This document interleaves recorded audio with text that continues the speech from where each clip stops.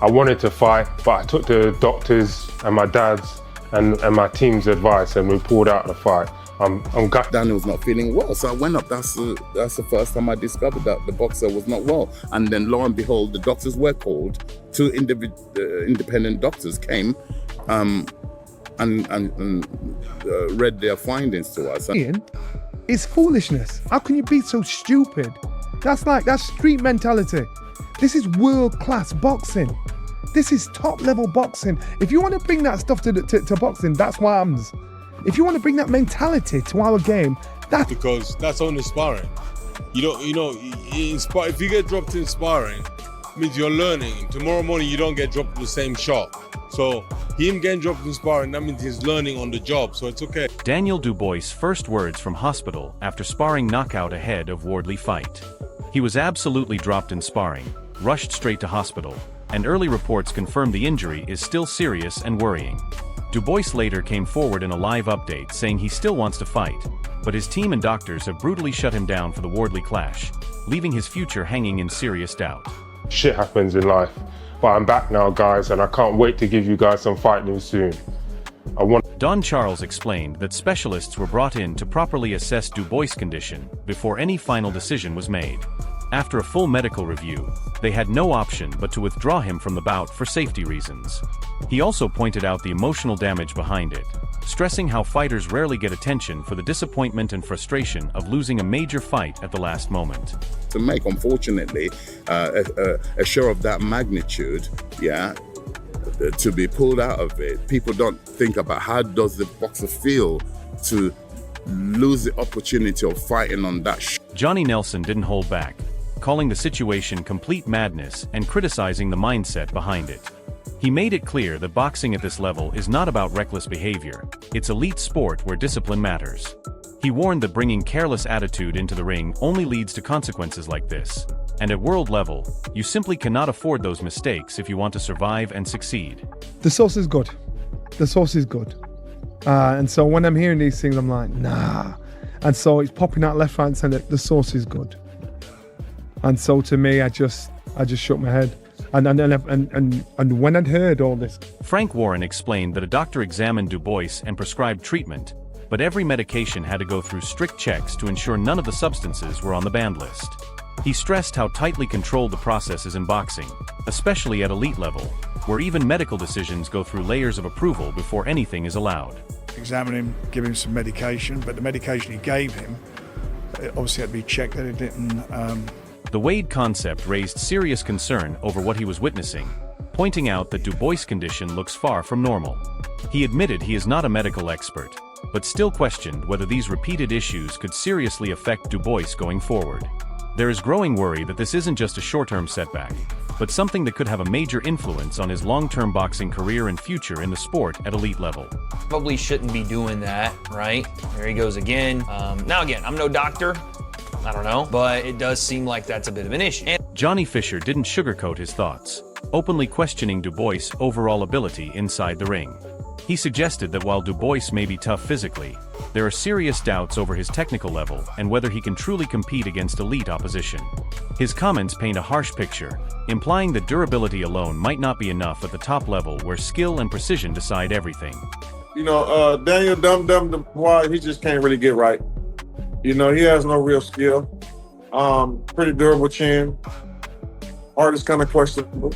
But Eddie Hearn admitted the situation around Dubois is extremely difficult to deal with, stressing that there's still uncertainty over what happens next. He made it clear that the responsibility now lies with the team to manage the setback and find a way forward. His tone reflects how complicated things have become behind the scenes, where decisions are not just about sport anymore, but also about health, timing, and career direction at the highest level of boxing. Direct and then make a decision if he's out. Okay. When did you first learn about this, Frank? Very late this afternoon. Okay, so it's been a stressful day. To say the least. For the fighters as well. It's a shame for the fighters, for everybody involved. TV companies and more importantly for the fans. Riyadh season, His Excellency, everybody involved in this. We're all gutted, but what can you do? Eddie Hearn admitted the situation around Dubois is extremely difficult to deal with, stressing that there's still uncertainty over what happens next. He made it clear that the responsibility now lies with the team to manage the setback and find a way forward. His tone reflects how complicated things have become behind the scenes, where decisions are not just about sport anymore, but also about health, timing, and career direction at the highest level of boxing. Dubois, we'll see what happens, but that's for them to overcome now, and it's a very difficult situation. Liam Goff pointed out confusion around the exact nature of Dubois' injury, suggesting it appears to be an ankle issue, but nothing has been officially confirmed. He admitted even he wasn't fully sure, highlighting the lack of clear information surrounding the situation. This uncertainty only adds more concern for fans, as questions continue to grow about how serious the injury really is and how long Dubois could potentially be out of action. We sparred like in the beginning of my career, then back in those early days. So we've done a few rounds, and I'm sure he's come on since then. So he's been lucky so far, but I'm looking to take his all. Helps in their careers. And then I want to touch on obviously IBA Pro. We've got Kubrat Pulev versus Murat Gassiev. Obviously WBA regular title on the. Everything you think you know about this heavyweight clash, dead wrong. Because what's happening behind the scenes makes this fight way more dangerous than anyone realizes. Courage, heart and determination, and his will to win. He's got world-class balls, and he's got a world-class heart, he's a fighting man, and he believes in himself, and he knows that all the time he's in the fight, he can win. John Fury just called Dubois a determined fighter with real fighting spirit. But here's what he didn't mention. Dubois just went through a messy split with his trainer, Don Charles. And the timing, absolutely brutal. And he's put some respect on his name, because Fabio Wardley's a world champion now in his own right. And that 5% I'm just talked to you about, he's 5% better now than what he was before he won the title, because that's what it gives you when you win a world title. Now, he's just beaten Joseph Parker, right? And messed him up quite badly. It wasn't an easy fight. It ebbed and flowed for periods in that fight, but ultimately, Wardley got the job done. That's what he does. He gets the job done. Look at his career. Now, he would have improved, and a lot is to be said of Daniel Dubois, because he's got an excellent jab. That was the difference between him and AJ when they fought, was that jab. It was just beautiful. Wardley's got a good jab. And if Wardley's jab has improved since winning that title, then it's a battle of... Don Charles opened up about the departure, saying it didn't sit right with him. Think about that. Your main coach walking away right before the biggest fight of your career. That's not just drama. That's your entire game plan walking out the door. Christ, man. That's just sensational. Honestly, that is just brutality at its best. I have picked against Fabio 2 or 3 times. I will never pick against him again. That being said, I picked against Dubois a couple of times. I think it's 50-50, and this isn't fencing, because I 51-49 Fabio. Fabio can crack, unlike any heavyweight I think right now in the division, but he takes a lot of punishment. Like, we've seen it, and I don't think you can take that type of punishment early from Dubois. But it's a tremendous fight. And look, if it does happen, credit to both. Credit to Dubois. To do Usyk, Miller, Hrgovic, AJ, Usyk, Wardley is better than any run minus Usyk in the heavyweight division. And, by the way, But here's where it gets wild. Fabio Wardley isn't just confident. He's calling himself one of the hardest hitters in the heavyweight division right now. And honestly, the footage backs it up. His recent destruction of Joseph Parker proved he can finish elite-level fighters. It's all about mindset. Dom recognises that. It's not about the physicalities with Daniel Dubois. Never has been. He's a big, strong guy, and if you get his mind right and he's that self-belief there, and that's what Dom will be. Spencer Oliver broke down Dubois' real problem, and it's not what you think. He said Dubois is already strong and powerful, but the real key is mindset and self-belief. Translation: his head's not right, and against a killer like Wardley, that's a death sentence. Privately, Daniel's father in particular, he recognized what I've done for Daniel and the father. And I too recognize what they done for me as a coach. So it's a mutual thing. Like I said, it was a sudden ending, and that doesn't sit well with me in the way that it ended. I haven't got this entitlement that I must be Daniel Dubois' coach. No, fair enough. But the timing of it, when 48 hours prior to me being dismissed, sacked, Yeah.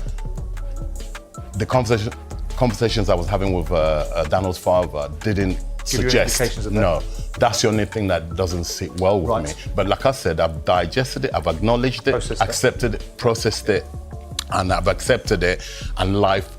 Duke McKenzie highlighted something crucial about Wardley's evolution. He said fighters often improve after reaching world champion level. Wardley's jab control and timing have reached a completely different level since winning that belt. And as you know, in heavyweight boxing, unlike any other weight division, you're one punch from victory, one punch from disaster. So it's not a question of the first one to land, because Dubois, there isn't enough lateral movement. You can only teach him so much. Dubois he's been to the top of that tree. He's tasted world title success. He knows what it is to be a world champion. You can't really improve when you've been a world champion. I mean, you never stop learning, but it's whether you can actually take that and put it into action. For me, there's not enough movement from Daniel Dubois. And once... Now get this, Wardley Fury called this fight Young Power versus Young Power, where every exchange feels like a potential ending. Coming from the heavyweight king himself, that's not hype. That's a warning about what we're about to witness. Look, I approach this knowing that there's going to be no tables being flipped in this, but I also can sense a tension between two guys, one a champion, one a former champion, and two guys that I think generally can hurt each other from the very first bell. So this is going to be a dangerous one. Do we get a nice handshake between the two of you? Of course. Fist bump. Let's go. But there's a massive problem nobody's talking about. Wardley absorbs serious damage while dishing it out. Against someone with Dubois knockout power, that could be catastrophic. One clean shot early and this whole fight changes instantly. Yeah, dude, exactly that. You described it well. It was hellacious. You know what it is? It came as a big surprise. Like you've watched so many Nick Ball fights. I can't even remember him being hurt. Like, he just seems to always just gather his thoughts and get through tough fights. And we've seen him in tough fights. The Wade concept breakdown shows exactly how technical fighters control range and punish mistakes. But when you're dealing with coaching instability and mental pressure, all that technique goes out the window fast. Wardley made it clear his entire identity is built on knockout power, and he fully expects to hurt people. That's not just confidence talking. That's a fighter who commits to finishing at any stage, making every round a potential disaster for his opponent. So here's what we're really looking at. A mentally shaken Dubois with coaching drama facing a peak-level Wardley who's improved dramatically since winning his title. This isn't about who's more skilled. It's about who can survive the chaos when both men are swinging for the fences. Who do you think handles the pressure better? The guy with team drama or the champion who's proven he can close fights under fire? Drop your prediction in the comments. Smash that like button if this breakdown opened your eyes. And subscribe because this heavyweight division is about to get absolutely wild.